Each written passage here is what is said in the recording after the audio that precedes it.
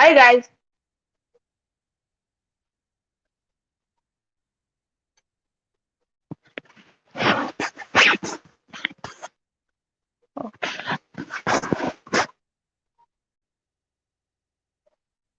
Hi guys.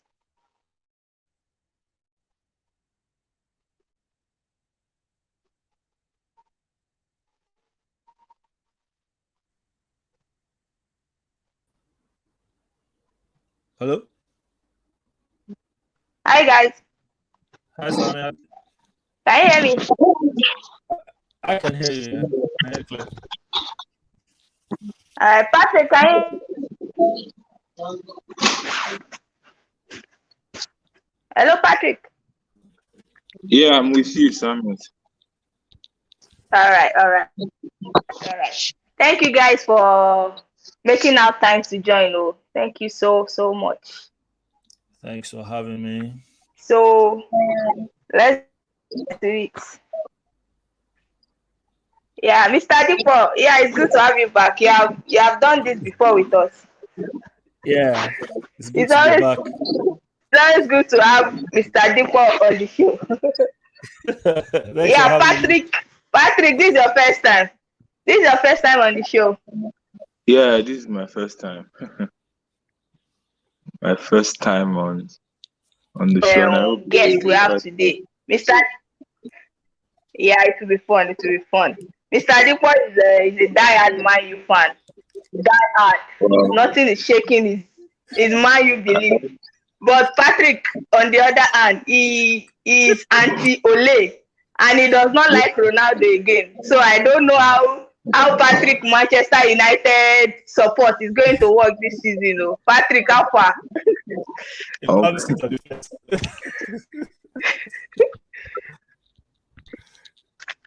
we would always try to work something out because, like you rightly said, I'm not a big fan of Ole Gunnar Solskjaer and Yeah, Cristiano Ronaldo, but we'll try to work yeah. something. All right, I know Yawa. Let's introduce ourselves. So I'll be the host today. I'm Samiat, and you guys can just introduce yourself so we can just get the show on the road. Okay, hi everybody. My name is Dipo. The Manchester United fan, as Samiat has rightly introduced. Don't worry, I'm Team Ole, I'm Team Ronaldo. But Team Ronaldo, my Team Ronaldo-ish is on the sidelines. We'll talk about it when we get anyway. All right. Hi everyone. My name is Patrick. Oyarekwa Echata. I'm a Man United fan. I've been supporting Man U for like since 2008 when we won the Champions League last. And like Samuel has said earlier, I'm not a big fan of Ole Gunnar Solskjaer because I think he can do a lot better. And I'm not also a big fan of Cristiano Ronaldo because I think he's the second best player of all time, second only to Lionel Messi. We'll get to that, Patrick. We'll get to that shortly. So All right, let's no just worries. get the show on the road. We have had quite the transfer season, the transfer window this year. It has been shocking. It has been wild. There has been a lot of unexpected transfer going on here and there.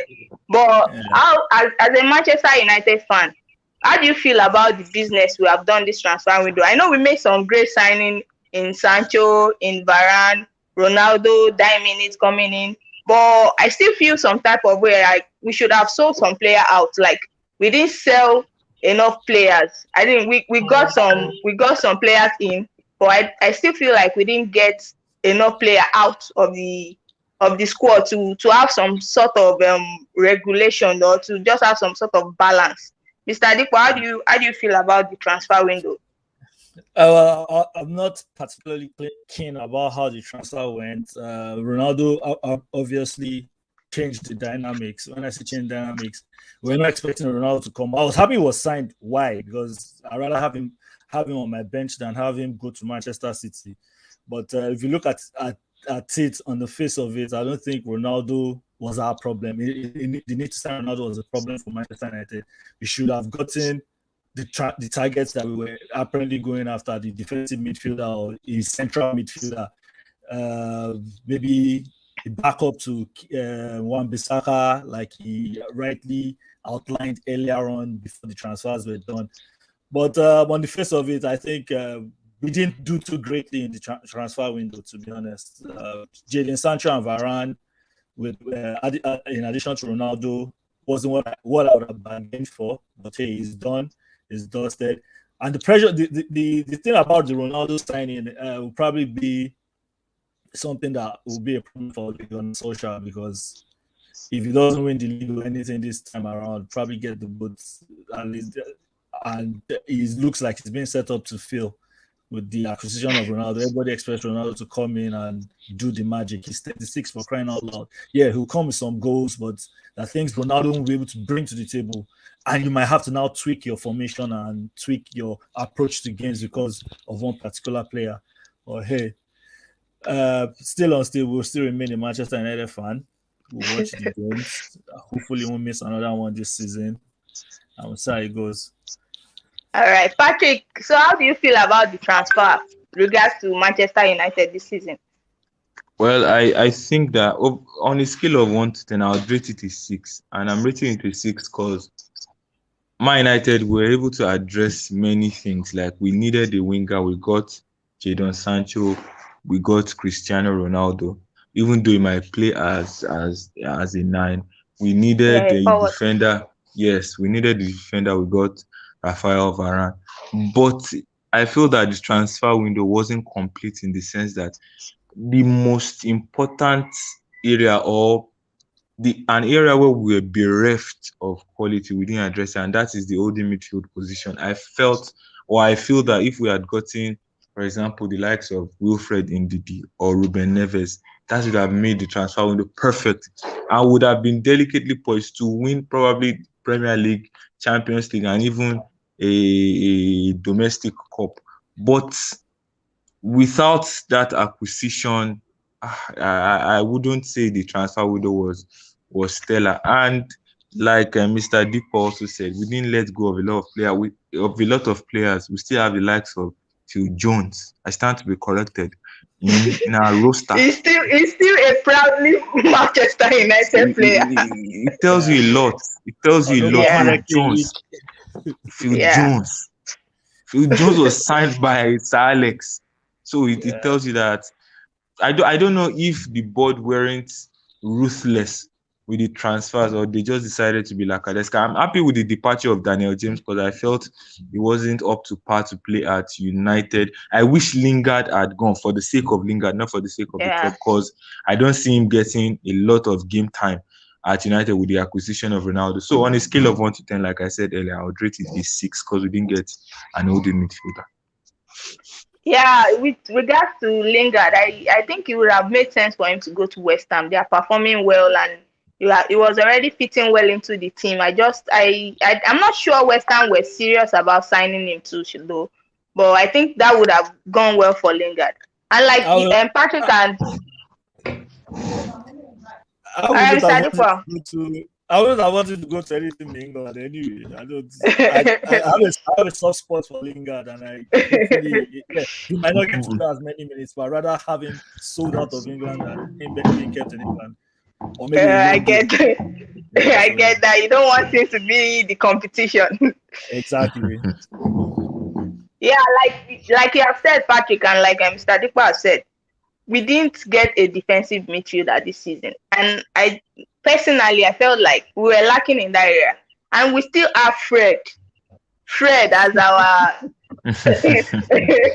as our number one choice for that position. And we see game in, game out. We see the way Fred performs. He's on the field like he's not there. Like we have gotten some attacking forces now. Like we need somebody to stay back and do the dirty work in the midfield. We don't have that.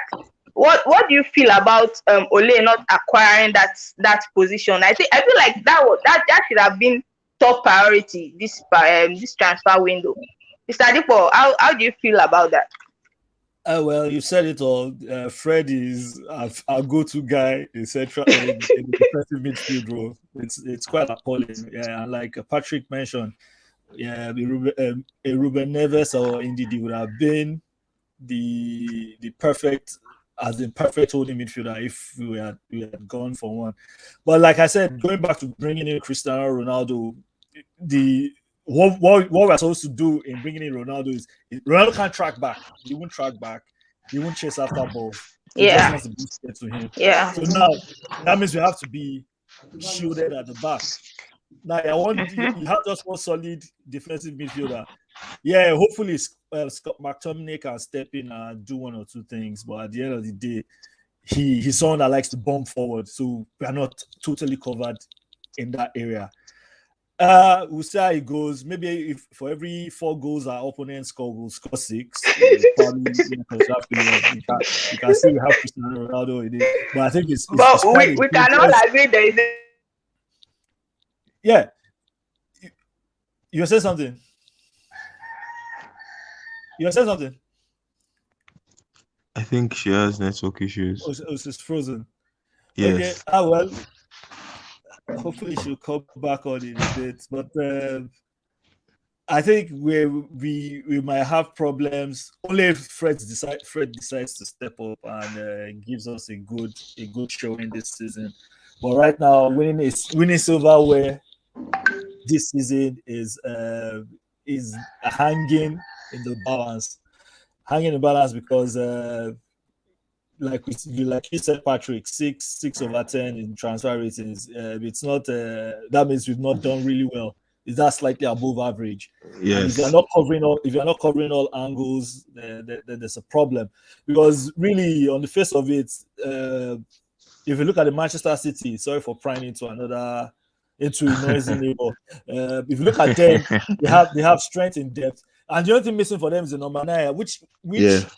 And it's not that they don't have a number 9, but they are just short of 1 or 2. They play the first 9 role, and they play the first 9, which has been working for them. Though we know Chelsea knows the password to stuff like that. But at the end of the day, if you look at Man City's squad, there's a world-class player waiting the wings to get on. Look at the Chelsea. I was watching Chelsea versus Liverpool. I could see N'Golo Kante on the bench coming on. And you'd be like, your opponents will still be freezing, but we don't have that X factor in our team. Yeah, we have a couple of players that maybe going forward they are solid, they are good, but we should have more players on the bench that the opponent knows that if this guy is not having a good time, the next person coming in will probably be the death of us or will be a bane to our cause. So the defensive midfield role that was not filled or properly rightly thought about, I still give them a fail mark in that regard. It's not I don't know. I for one I'm a person that loves football that you set up a team that has a solid defensive midfielder. And that is why I don't want to know what anybody says about Roy Keane. I don't want to know what Alex Ferguson thinks about Roy Keane. I think Roy Keane has been the best person to have played that role for Manchester United. Not even in history of football. I won't lie to you. He scored goals. Yes. The ball. So he was always willing to get his hands dirty and just get the work done. Exactly. As in Nigeria, I always tell my friends that a number 4 should not even know how to speak English or know how to just mark, break legs, attack, and do stuff. As in, let them know that you're here. And whenever you're coming to attack me, you see me, you're scared and stuff like that. But we don't have that X factor in Manchester United right now. We've been unable to replace Roy Keane. So hopefully, maybe the God of soccer will be behind us and we'll have a good run this season. Yeah, that's all I have to say about that defensively. It's worrying for me, really. But hey, what can I say? Transfer window is closed. Patrick, I know Fred is not your guy now. I know you're not his number 1 fan. I'm not his so fan. Ole has refused to fill that position for us. How do you think it will play out this season for Manchester United? Well, to cut Ole some slack, and this is rare. I hardly cut him slacks, but this is rare. I don't think Ole has complete control over the transfers the players Man U bring in and sell out. I think it is more of the work of the board of the directors the football director and not because Ole rightly said a few days before the Ronaldo acquisition that Man didn't need Ronaldo. That I'm trying to paraphrase. It was like Man didn't need Ronaldo. The team is in a comfortable place. And before you could say Jack Robinson, Man went on to get Ronaldo. So I don't think he has an autonomous say over the transfers Man you have. But having said that, the thing about Fred is you don't know the version of Fred that will turn up. Today, Fred could play a 9/10 game. Tomorrow, he could play a 2/10 game. I'm now trying to reminisce on a quote by Jose Mourinho. When they asked him, journalists asked him about Alvaro Arbeloa, that why is it that you always play Arbeloa? He said, Arbeloa is the kind of player that every week you are sure that he's going to give you at least a 6/10 performance. It might not be up to that. It might not be more than that, but it will never be less than that. His average performance is always 6/10. And that shows you consistency. But with players like Fred, he could give you a 9/10 today. Tomorrow, he could give you a 2/10. And if you check the trajectory of teams that have won, particularly the Champions League over the last decade, let me even say the last decade, they've won it on the back of having important or key footballing components. For example, is it the Real Madrid that won the Champions League back to back? The key components like a good goalkeeper, a good defensive midfielder, a good attacking midfielder, a good striker, those components. And that's what I feel has been the Achilles heel of Pep Guardiola and Manchester City from winning the Champions League, because Guardiola is someone, I'm sorry that I'm kind into the noisy neighbor like this guy. Guardiola is someone that I feel that he can win laurels by boycotting important football components. And we saw how it went on to bite him in the behind at the last Champions League final, thinking he could win without a defensive midfielder. So these components are key, and if Man don't address this by January, I don't see. We could win a domestic cup, like I said. We could win the Carabao Cup. We could win the FA Cup. Even miraculously win the league, which I think is going to be a daunting task. But to win the Champions League, no, I disagree. And to also disagree. Hello, I'm with you. Can you hear me? Yeah, I can hear you. Okay. And to also disagree with what Mr. Adepo said, I think Patrick has gone off for now. Network issue. No, it's on. I can hear you. Oh. Yeah, because so and to disagree very quickly with what Mr. Adepo has said about the best defensive midfielder, I don't think it is working. I would like to say that my own version of the best defensive midfielder is Sergio Busquets, because it completely epitomizes what the term register means. So I for one, I'm someone that I'm a big fan of Sergio Busquets, and I love the way he marshals the midfield. So if I were to pick my favorite defensive midfielder of all time, it would have to be Sergio Busquets and not Roy Keane. To each his own. I'll still start on picking a Roy Keane. I think the holding defensive midfielder role is not for someone that gets fouled and is always rolling about the pitch. You will see Roy Keane roll about the pitch. That's true. On cheap fouls, but Busquets is like, to me, Busquets is like a Michael Carrick. Yes. You basically won't see what he's done until you watch the game a second time or a third time. And now you now understand that they are the most important players in those games. But Busquets, top guy, very good player. I just think he's theatrical. But I the thing about Keane is I feel that there are some, like for example, if we put Roy Keane in that all-conquering Barca side, the 2009 that went on to conquer and win 6 trophies in Barcelona, I don't think he would fit there. No, but if we put Sergio Busquets, yeah. See, I understand you totally from where you're going to and where you're coming from. Keane won't fit in a Barcelona side. Yes, he won't. Really, look at how they play. He plays in Manchester United, he plays in England. Look at what he did. I don't know if you saw the 1999 Champions League semi-final game against Juventus. Practically won that game for Man United, and it was a stellar performance. I've seen that game like 60 times. I'm not lying to you. I hate watching football games a second time or a third time. I've seen that Juve game over 50 times. a bit of exaggeration there. I know that King did what an Italian team would do to you on a good day. He was all over the pitch, running everywhere, marking, and he scored a wonderful goal that kept Manchester United in the game prime for the final. But in the Barcelona side, he won't be able to. It does not have that flair. It does not have that flair. Yeah, but I agree with you. Yeah, I'm just a bit sentimental. It's very obvious. Yeah, I can't mention 10 Manchester United players without mentioning Roy Keane as one of the all-time best players to have done the jersey. Wow. So talking about all-time best now, let's talk about Cristiano Ronaldo, the grand homecoming, the elite homecoming. So Cristiano Ronaldo is here. He has been given the number 7 jersey, which I think was a bit somehow, but we move. So, like, what is Cristiano Ronaldo? We know he's 36, but Cristiano Ronaldo is still banging goals left and right. What is he going to bring to this current Manchester United squad? What value will he add? Will it be an advantage for us to clinch trophies, or what value? What is he bringing to the table for us this season?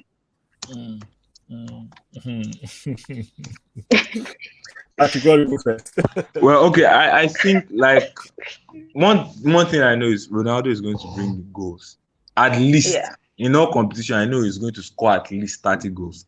And this is just me being, I know at least, like what they will say in local balance, if bad come to bad, or who first come to us, I know he's going to score at least 30 goals. Patrick, I know this is very hard for you to admit. I know that. Any day, I know he's a goal poacher, he's a goal machine, and he's going to bring that expertise to Man United. And that's a great thing, because you win, goals allows you to win games and consequently win trophies.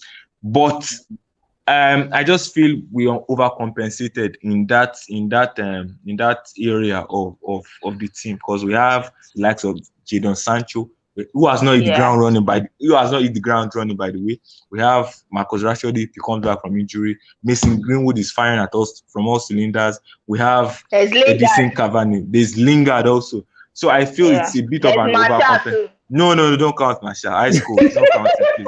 Don't count him, please. Don't count Martial, please. Martial scored for France, I think today, or was it yesterday or today? The second goal after 4 years. After 4 years. Cut him some slack now. He does not get called up that often now. You have to cut him some slack. No, that's terrible. That's terrible. That's terrible.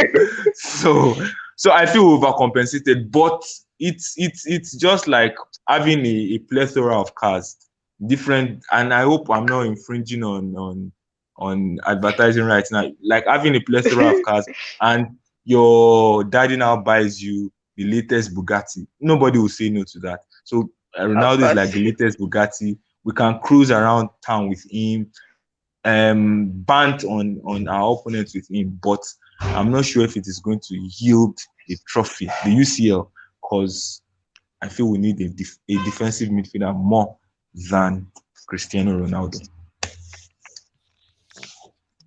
Okay. Ronaldo, I'll take 30 goals in all competitions from Ronaldo. It will be for everyone. It's the Premier League. So if you score like 15, 20 goals in the Premier League and you're scoring 10 goals in other competitions, it's not bad. Judging by the way out of the Premier League is. Ronaldo coming in was bittersweet for me, and like I said earlier, I'd rather have him in Manchester United than him going to Manchester City. Of course, you don't go to your noisy neighbors to break down your legacy that you have done with the Red Devils. But again, my worry is it probably will stunt the growth of some of those young boys. Mason Greenwood, for example, it probably will be stunt their growth, or it would like inspire them and coach them, and they will learn a thing or two from him. How am I being inspired if I'm not playing? Mason Greenwood was inspired playing next to Edison Cavani last season. He got tips. Do you understand what I'm saying? But now we have a Jadon Sancho. Now you bring in a Ronaldo. There's Cavani. Ronaldo comes on. Jadon Sancho might have to play because you can't pay 73 million quid for a player that is going to be sitting on the bench, which Yeah. means Greenwood probably would suffer. Dr. Rashford is in the wings, waiting. And Patrick, I said we shouldn't mention Martial. I wasn't even going to mention Martial until you mentioned him. But I think He's there too. well, he's there too. Yeah, obviously. And Ole has some sort of soft spot for him that we don't understand. I think now I get to see where people are always against Ole in terms of he's not good. I think he has a soft spot. He's quite emotional. He does a bit of things with that love. That, this guy is trying. Do you understand? Maybe let's give him more chance. Probably was scoring like 15, 16 goals in training. I was like a Super Eagles player back then. He can score 50 goals in training, and people wonder why he gets to start. They don't know he's in training. He puts in all the work and he gets onto the pitch, gets cold feet. But I worry. But really, Ronaldo's signing, I worry for the younger players. Yeah, it might inspire them. He comes with a lot of experience, trophies, this and that. But at the end of the day, this is the English Premier League. I believe the English Premier League humbles any world-class player you can think of. Any world-class player, from the Shevchenkos to the even Michael Ballack was slightly humbled until he got his feet. Yeah. So there's a lot. It can be to our good, and it might be detrimental to the progress Ole seemed to have been getting from his past 2 seasons. And I can only wish my team all the best. Anyway, it's not. There's not much I can see about that. Because so right now, sorry, you can go ahead. I say let's just like on some final notes now. We have talked about the players that came in, the one that were not able to go out. But how do you think? What would be the definition of success for Manchester United this season? After signing Sancho, Varane, Ronaldo, after bringing them in, like Ole now, this is Ole's second year, I think. This is Ole's second year now. Second full year. Yeah. So at this rate now, we should be expecting the trophies to be coming in. Yeah, we made it to European finals last season and all of that. But what would be the definition of success for Ole and this current Manchester United squad? It has to be nothing short of winning the Premier League, because you've done third, you've done second, and it was looking like steady.